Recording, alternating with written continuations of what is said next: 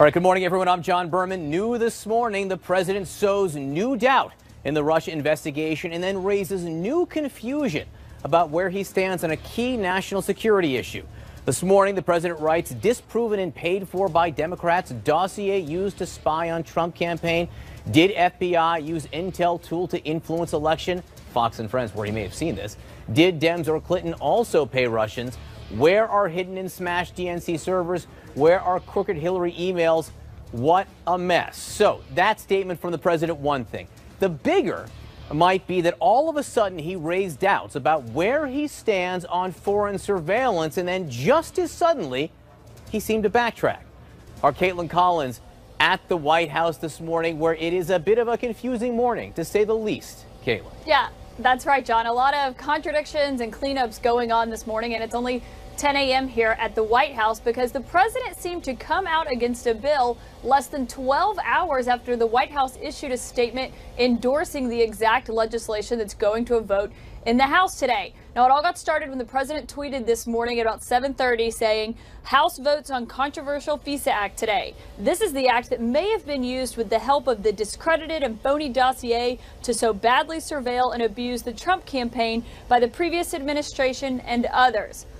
Now, that comes less than 12 hours after the press secretary, Sarah Sanders, issued a statement endorsing no changes to this amendment to this bill, saying in this statement that they urged the House to, quote, preserve the useful role FISA's Section 702 authority plays in protection of American lives. Now, those things would seem to completely contradict each other. A statement from the White House on the administration's position on this, and then a statement from the president on what the president thinks of this. So then about 90 or so minutes later, give or take, the president issues another tweet essentially cleaning up what he had said earlier, saying, with that being said, I have personally directed the fix to the unmasking process since taking office, and today's vote is about foreign surveillance of foreign bad guys on foreign land. We need it.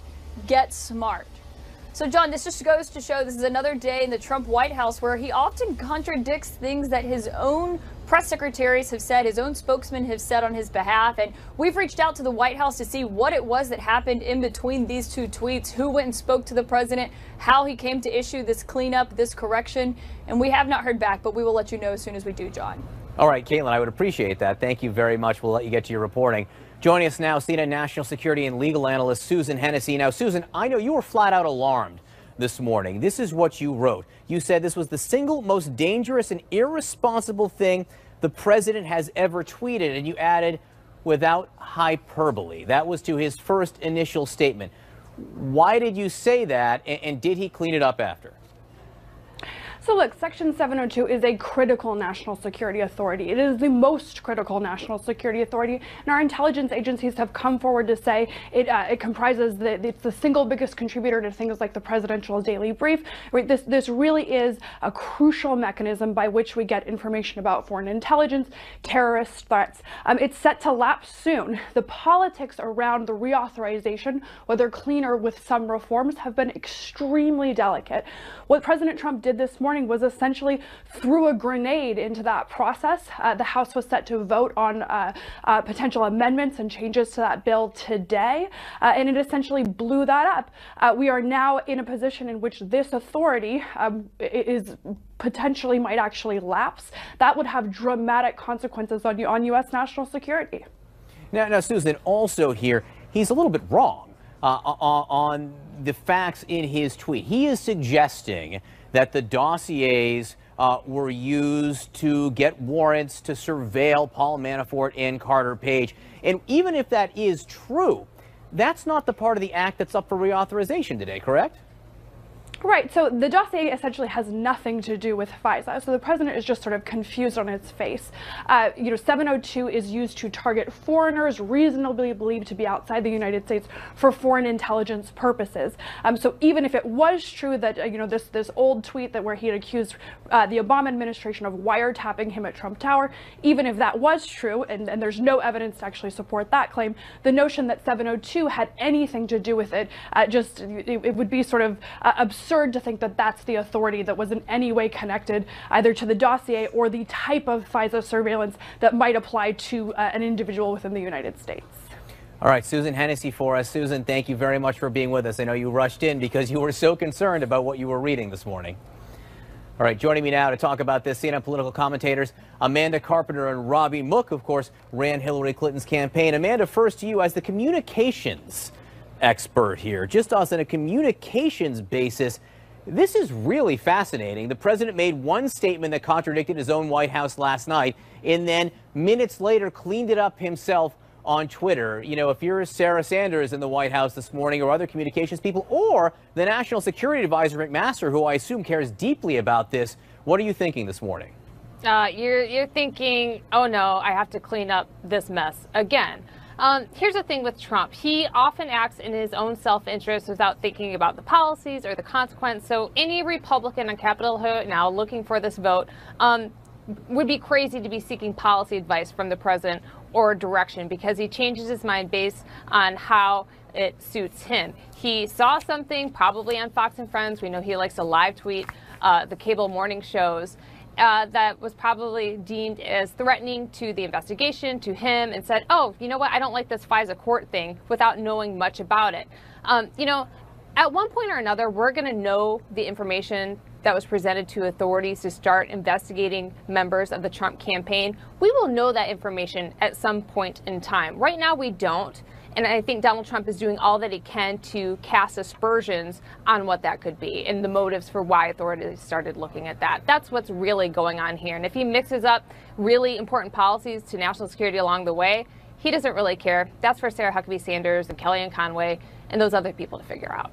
Well, look, this is, I think, what so upset Susan Hennessy, who used to work in the National Security Agency, about this. You know, you could argue about the Russia investigation, which the president has, and there's political views on each side of it. But what he did there was to meddle, or as Susan was suggesting, throw a bomb into a debate over an area where people think it's a key national security issue. People disagree on whether they should, they should extend it or not. But that's what happened this morning. And Robbie, there's just no doubt that you're seeing sort of the breadth of how far the Russia investigation affects the president's thinking, because again, it is now seeping into this area that deals directly with national security. And we saw it yesterday, once again, when he was at this news conference, where in that period of like a minute and a half, he was talking about collusion, and he just kept on repeating that it didn't happen. I think we have that sound. Let's play that right now. There has been no collusion, no collusion. They all say there's no collusion, and there is no collusion. I can only say this: there was absolutely no collusion. It has been determined that there is no collusion. When they have no collusion and nobody's found any collusion. He's pinning a lot on the idea of no collusion here. He doesn't talk about obstruction right there, Rob, but he's clearly trying to send that message. No. Yeah, absolutely. I mean, look, the irony of this entire situation is that what the president should be doing, what is literally in his own interest, is to not talk about this at all. There's legal reasons for that. But from a message standpoint, he just passed a massive tax bill. I think it was terrible policy, but it's very popular, I assume, with Republicans. It's a way for him to try to take credit for the economy. Again, I don't agree with that. But the last thing he should be talking about is this investigation. But this is his core weakness. He's a narcissist. He can't take criticism. And to me, I'm not a psychologist, but I think it reveals that he is scared about something. And, as you just pointed out, I think he keeps pointing to collusion because I assume he is vulnerable on the question of obstruction of justice. I think he is vulnerable on the question of some of his financial dealings.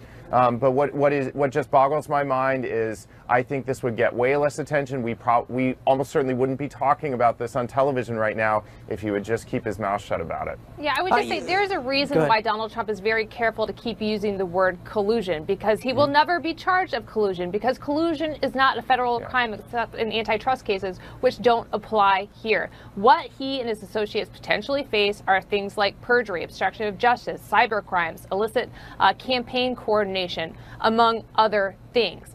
And so what he is actively trying to do is give people the idea that there's a crime of collusion. He won't be found guilty of that. So therefore, he and his allies will say things like obstruction of justice are process crimes. That's the new phrase that's coming into the lingo, and that the feds are just trying to catch him on something. And so if he can convince the public that he's innocent of something that he's never going to be charged with, for some people that will be viewed as a victory. So Ron Brownstein, CNN political analyst, I believe, has swooped in to rescue us from ourselves right now. You know, Ron, it was noted in the last hour, and I think this is an important point to make, is that his statement about whether or not he will testify to Robert Mueller, to the special counsel, where he sort of was dodgy, wouldn't commit to one thing or another. While it's a reversal of what he has said in the past, he said 100% he would. It may be the smart legal strategy. He shouldn't be committing at a press conference to do any one thing or another. He should leave that to the lawyers, Ron. Right, and well, but on the other hand, it is one step along a road of what could be a slow motion political crisis, which is all of the continuum of ways in which he could resist this investigation and ultimately potentially terminate the investigation, and what congressional Republicans will do in response to that. Yes, lawyers will advise you not to make blanket commitments at a press conference, but certainly if Donald Trump refuses to meet with the special counsel, there is an element of a constitutional tension, if not crisis there. It is refusing to provide the information. And then the issue will be, how do House Republicans and Senate Republicans respond to that? And by the way, on the previous point about no collusion, I think it's more than messaging. There's a clear policy implication of this, because his insistence that there was no Russian engagement or involvement in the election contributes to their refusal to take seriously the prospect of further Russian interference in elections in America and elsewhere. As we saw in that report yesterday from Senate Democrats, the extent of the Russian campaign, not only in the U.S. but Europe, is pretty breathtaking, and getting the administration to take that seriously has been made much more complicated by his repeated insistence that they, in effect, were not a factor in 2016. I want to read you one thing the president wrote in The Economy this morning, because it is very interesting. It happens to be true. In the new Quinnipiac poll, 66% of people feel the economy is excellent or good. And the president says that's the highest number ever recorded in this poll. Now, Robbie, I should also note, in this same poll, voters give President Obama more credit for the economy than they do President Trump. And in this same poll, President Trump has an approval rating of 36%, which is not good. But, Robbie, people like the economy right now. Walmart today just made an announcement that they're raising its minimum wage, and they're giving a one-time bonus to people. There is good news every day we are hearing on the economic front. Between now and November, as a Democrat, do you anticipate that it's inevitable that the president starts to get more credit than he is for it? Well, this is a really important question. This is the one leg that the president is standing on politically right now. If the economy wasn't in the position it's in, I think the entire bottom would fall out on this.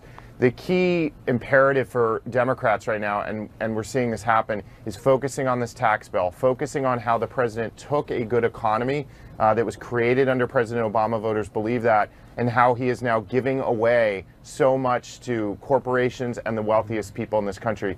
Voters believe this was a bad tax deal today. The Republicans are going to try to make them like it. Democrats need to make sure that people understand the facts and understand what a bad deal it was. There's a very similar situation with Obamacare when we were, in the middle of the 2010 election. As Democrats, we were trying to prove that this was really good policy. It took years for people to understand that. The Republicans are making the same bet. I think it's going to be a really hard sell. We'll see, because the one thing politicians can't do is tell people how they feel. People feel, how they feel, I think, largely. So we'll see if they feel like things are getting better for them or not, and if they feel like it's because of the tax cut or not next November. Amanda, Kellyanne Conway says that no one at the White House talks about Hillary Clinton. Last hour, he went to great ends to show how that might not be true, at all. But, Republicans going after Hillary Clinton is popular. It's fertile ground, but how much is too much? Well, here, I remember two things that were said earlier this year, towards the end of last year, when things started to look bad about the Russia investigation. Sarah Palin went and told Breitbart listeners, listen, remember your ABCs, anybody but Clinton. And then another Breitbart editor said something to the effect, remember, even the worst day of Donald Trump's presidency will be better than any day of Hillary Clinton. So this is kind of the mindset among the base that, yeah, you know, Trump may say some stupid stuff, we may get in hot water, but we're still better off than we were with Hillary. And I think Donald Trump knows that. And so he takes care to remind people that, yeah, you might be uncomfortable with my tweets, but you could have Hillary Clinton. And that does reassure the Republican base. Ron, 20-second last word, because he came in late. I don't want to leave you hanging here. No, look, I think this is a critical question. The economy is improving. Normally, that raises presidential approval rates, which would raise the party's prospects and his party's prospects in the midterm election. But Donald Trump is facing mostly a personal judgment from the voters who don't like him. In that poll, 57% said he was not fit to be president, doesn't have the emotional stability, he's too volatile, he's too mean, he's too belligerent. And over 80% of the people who say he isn't fit to be president say they want Democrats to control the House as a check on Trump. Republicans have made a big bet. They have moved closer to Trump, even as doubts about him have grown, and they have passed an agenda that is aimed almost entirely at Republican interests, hoping to mobilize the base on both fronts. But the challenge they face is that as the doubts have grown about Trump, the desire, I think, for a check on him has also grown, and it's not clear whether an improving economy erases that verdict. Amanda Carpenter, Robbie Mook, Ron Brownstein, thanks all for being with us. House Republicans unveil a new immigration plan. At least some of them do. Will others back it? Plus, scandal allegations of blackmail and audio tapes. This is the craziest story you will hear today. Controversy right now rocking the governor's office in Missouri. The stunning details ahead. And breaking news out of California, the frantic search for survivors underway after the deadly mudslides. We're live with the latest on the rescue efforts.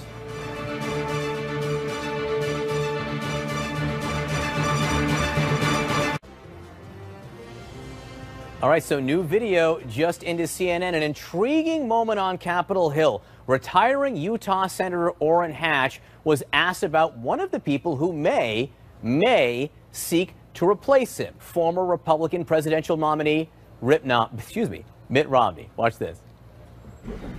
Have you spoken to Mitt Romney since you announced your impending retirement? I spoke to him before. But not since? Well, no reason to. I mean, I knew what he was going to do and suggested he didn't do it. Anything you'd like to share? No. No, just that I think he's a very fine man and one of the best people in this country, and I hope he does run. You hope he does run? Sure. Good enough for me. Thank you, Senator. Okay. Thank you. I hope he does run. There are a lot of signs, whether it be subtle changes to Twitter profiles and the like, which indicate that Governor Romney is leaning that way.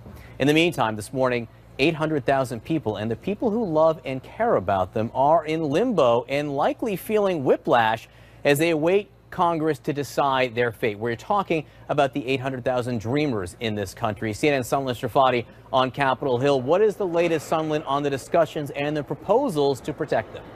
Well, there's a lot of uncertainty up here on Capitol Hill, John. A lot left still in limbo, but negotiators are continuing to sit down and try to work all of this out.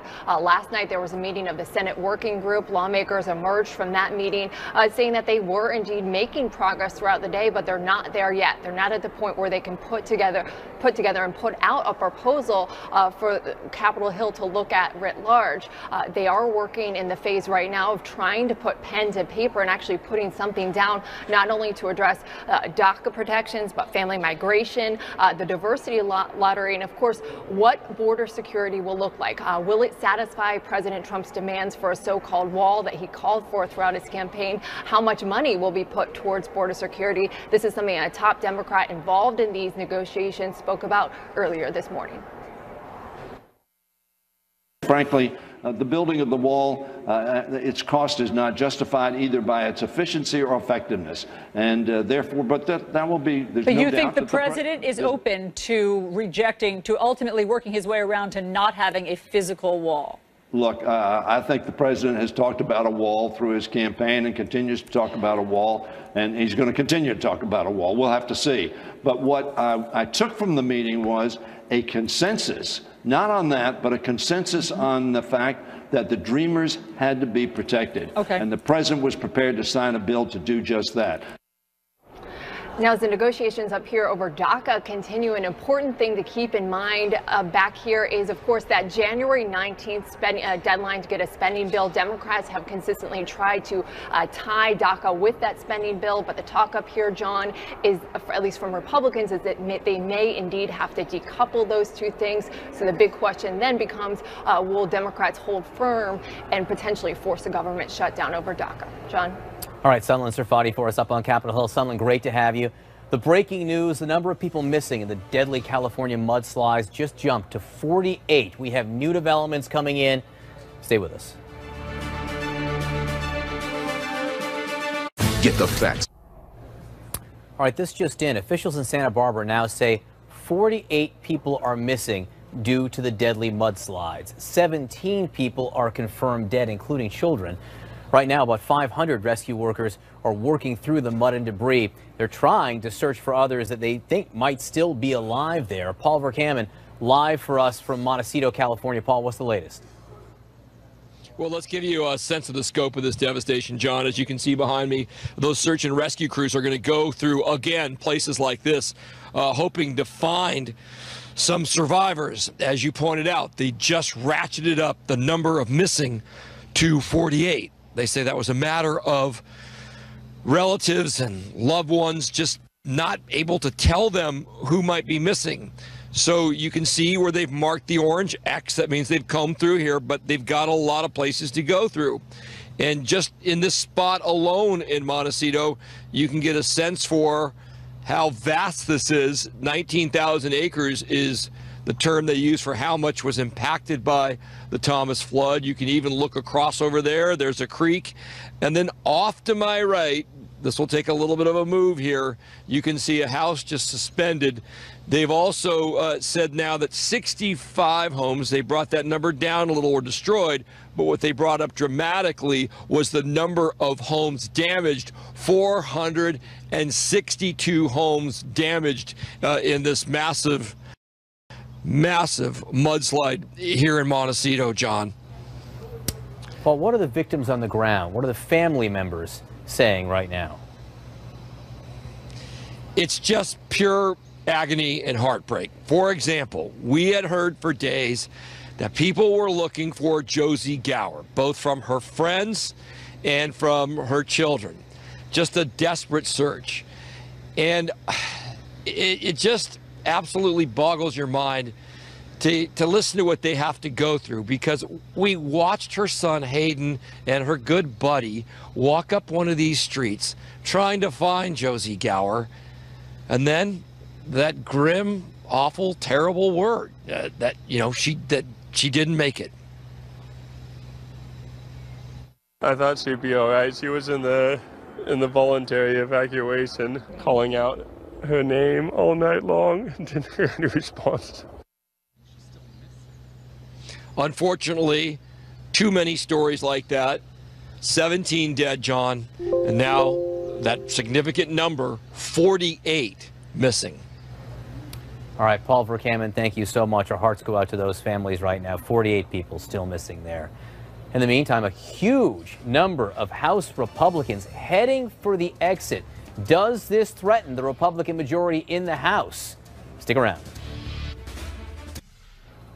All right, a record number of Republicans are retiring from Congress, leaving the House majority potentially at risk. Longtime Republican Representative Darrell Issa became the second congressman from California to announce he won't seek re-election. That's just this week.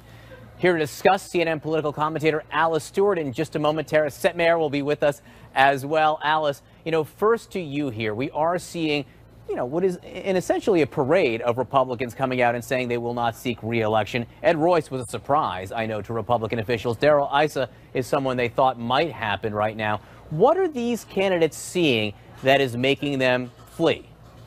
Well, they're just seeing that there are other things for them to do. Clearly, Darrell Issa has plenty of money, and he doesn't need the headaches that they have here in Washington, and he's going home to spend more time with his family and make money. Look, there are a lot of reasons why members of Congress decide to run for office and not to run for office. That being said, it's concerning as a Republican that as of now, virtually 29 GOP-held seats in the House that will be up come midterms, and there's a lot of work to be done. The key is looking at how things will play out moving forward with regard to the economy. And if the economy is strong, I think that is good for Republicans, and that will be a positive sign come midterms, no matter how many people are up for election. A lot of these guys, though, aren't waiting, right? They're getting out now. They obviously see that maybe they don't think it will improve by enough by next November. And Tara, there's this statistic that I saw from Cook that the party in power in the White House, if the president's approval rating is below 50%, that party's lost an average of 40 seats. Yeah. 40 seats. That doesn't spell good news for Republicans, considering Democrats only need, I believe, 24 seats at this point, and we already have 30 retirements. But a lot of those, there is some comforting news that a lot of these retirements are in districts that people won overwhelmingly and that Trump won overwhelmingly. So there's still considerable Republican districts. However, like Darrell Issa and Ed Royce, those guys, their districts actually went +8 and 9 for Hillary Clinton. Ileana Ross-Layton went +20 for Hillary Clinton. Frank Lobiando in my home state of New Jersey, even though it went for Trump, he was in trouble. New Jersey is becoming more and more blue, and I think a lot of these Republicans are seeing the writing on the wall that it just isn't worth it anymore for them in the era of Trump. But something else I think that's concerning is the loss of the brain drain. We're seeing 7 committee chairmen retiring. And, people talk about all the swamp in Washington and all that, but, you really need to have experienced legislators to understand and move legislation through Congress. And when you lose these guys and you possibly bring in newbies, I'm not quite sure that that's good for the institution at this point. That's an important issue. It's a little bit different. It's a little bit different than if there's going to be a wave, but it is an important issue, and it's absolutely happening. All these chairmen are fleeing. Alice, Tara, we've all sort of, been in politics or covered it for a long time. A lot of these congressional elections that I've seen before, waves wave is how I would put it. We have just seen so many of these now from 94 to 2006 to 2010, to 2014. When there's a wave, it goes big. The one thing I will say, though, Alice, and you made this point, is it's early, right? I don't know that we know it this far in advance, or we knew it this far in advance in the past. Right, and clearly 2010 was a huge wave, certainly for Republicans, and the possibility exists for that to happen for Democrats here. Look, it is no secret, and history has proven that the party in power in midterm elections in the first term of a presidency, typically the party in power suffers. But the good thing is that the Republican Party is very well aware of that, and they're taking steps to be prepared for that. Look at money alone. The RNC has raised $130 million last year. The DNC, half of that, nearly $60 million. Money is important. It's critical in politics. It helps to get your message out. It helps to recruit good candidates, and it helps to sway elections in a way that nothing else can. So if you look at the money, they're in good shape. And people involved in running these elections tell me that they are prepared for this, although I will say when you face a big wave, sometimes it amounts to, doing something in the wind, spitting in the wind. Well, I think the Trump election shows that more money doesn't necessarily mean that you're going to win. I think there's some axioms that aren't necessarily true anymore. We got to be careful. One interesting development also in our last 30 seconds here, we may not be seeing the same thing in the Senate. The House is one thing. Right. The Senate is another. Democrats are defending a lot more seats at risk. We're looking at Ohio right now, and Jim Renacci, a congressman, may be getting in that race. He's a pretty strong candidate to get in that race. Again, Sherrod Brown. It may still be an uphill battle for him, but the Senate may be harder for Democrats to take over. That's true. That's something that I think most people haven't really concentrated on the Senate because of that. It's a much heavier lift. The statewide, they're getting elected statewide as opposed to individual districts where the races are a little bit more individualized. I think the Senate should be okay for Republicans. What happened in Alabama gives Democrats a glimmer of hope that there's a chance, but that was also an extenuating circumstance. But I'll tell you what, if in Arizona, it's a potential that you're looking at 2 seats could be up, God forbid, but there's potential for that in Arizona. But we already know that Jeff Flake's seat is an open seat. And Arizona, even though it's +12 Republican, if you have someone like a Joe Arpaio as the nominee for Republicans, you might as well hand that seat to Democrats. seats. We have to be very careful about who is recruited to run for these seats and can they run in a general election, or you're going to hand Democrats wins where they shouldn't be getting them. I will say, just as we were talking, there's news out of North Dakota. Kevin Cramer, the congressman, the at-large congressman, says he will not run for Senate there. Just as we're saying the Senate looks better for Republicans, this congressman not taking on that race. Quick last word, Alice. I just think, Kevin would have been a great candidate for Senate there. I think the world of him. Look, one thing that Alabama did teach Republicans, and Democrats should take a note from this, they're going to vet their candidates a lot better. They're going to make sure that they don't have another Roy Moore running for office. So I think that was a difficult lesson to learn, but speaking with the NRSC and the Congressional Committee, they're taking a much closer look at making sure they have the absolute best possible candidate they have winning the primary that will also do well in the general. All right, Alice Stewart, Terrasette Mayor, thanks so much for being with us. Thank you very much. Blackmail allegations rocking Missouri. The governor admits to an affair, but he is fighting against allegations that he threatened to blackmail the woman involved with a naked photo.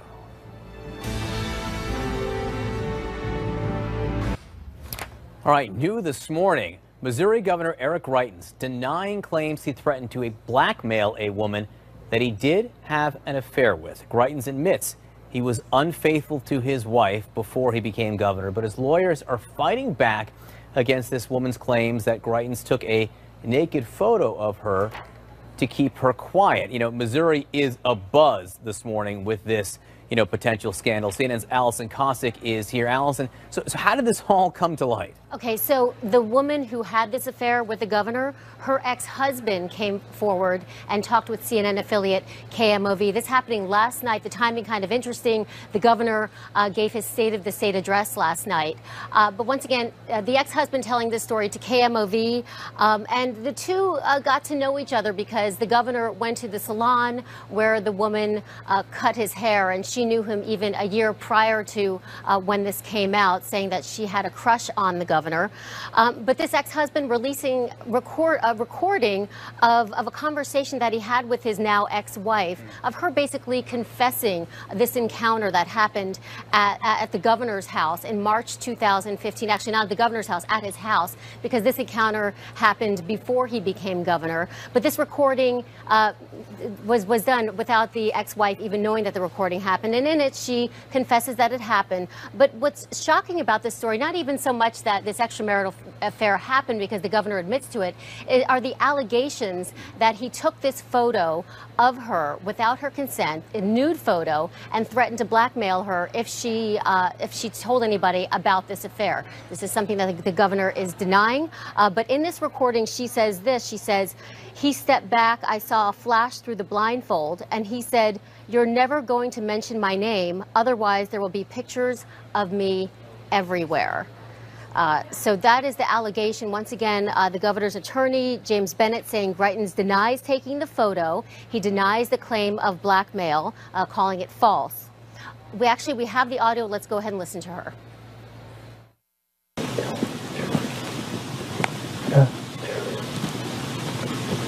Only the truth. So on Saturday morning, before my first client, I did go to his house. The first time ever. Like I said, nothing, period, had ever happened or taken place until this snowball tornado just happened. I know I brought it on. Okay, just to help you understand what's going on here, that is the conversation that the woman had with her ex-husband, now ex-husband, just days after the encounter happened. Now listen to her allegation of the blackmail. He stepped back and I saw a flash through the blindfold. He said, "You're never going to mention my name, otherwise there's pictures of me everywhere." Okay, so in this recorded conversation, the woman also says that Greitens apologized for taking the picture afterward. He apologized for it, and he said he deleted it afterwards.